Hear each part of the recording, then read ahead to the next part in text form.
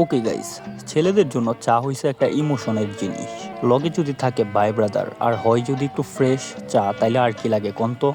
তো যাই হোক, আজকে আমরা একটু ফ্রেশ চা খাওয়ার জন্য গঞ্জে যাবো, অর্থাৎ কিশোরগঞ্জে।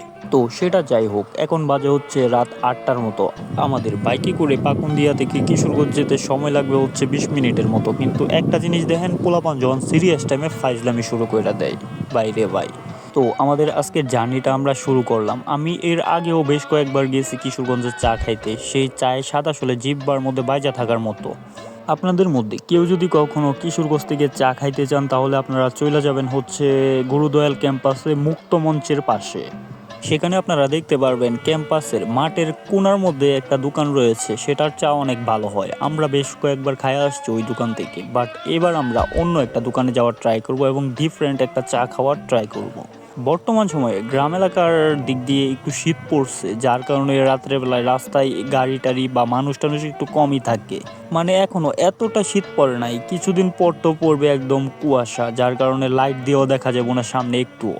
মজার ব্যাপার হইল যে আমাদের এদিক দিয়ে এখনো মানুষের জ্যাকেট ইউজ করা শুরু করে নাই শীতের জন্য, কিন্তু আমরাও তো ওই দিন জাস্ট একটা শার্ট পইরাই রওনা দিছিলাম, বাট শীতে তো সবকিছু কান্দে উইটা যাওয়ার মতো অবস্থা হয়েছিল।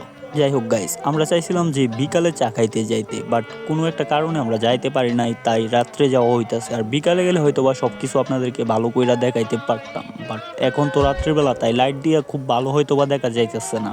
সমস্যা নাই, আশা করা যায় যে কিছুদিনের মধ্যে আমরা আবার কিশোরগঞ্জ যাব এবং কিশোরগঞ্জের সবকিছু নিয়ে ডিটেলস একটা ভিডিও তৈরি করব। সেই ভিডিওতে আমি কিশোরগঞ্জ শহরে সকল ঐতিহাসিক স্থান থেকে শুরু করে গুরুদয়াল ক্যাম্পাস, এরপর আমাদের ঐতিহাসিক পাগলা মসজিদ, সব কিছু নিয়ে ডিটেলসে একটা ভিডিও তৈরি করার আশা রয়েছে।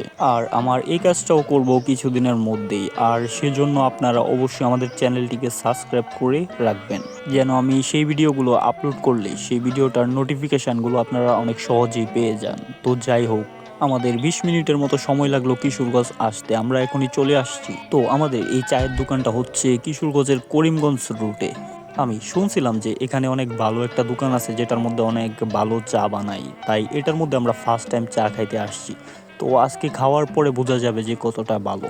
তো আমরা সেখানে যাওয়ার পরে আমাদের সাথে আমাদের আরও কিছু ভাই ব্রাদার অ্যাড হয় এবং আমরা সবাই একসাথে হয়ে চায়ের মজা উপভোগ করি এবং এখানকার চাটাও বেশ ভালো ছিল।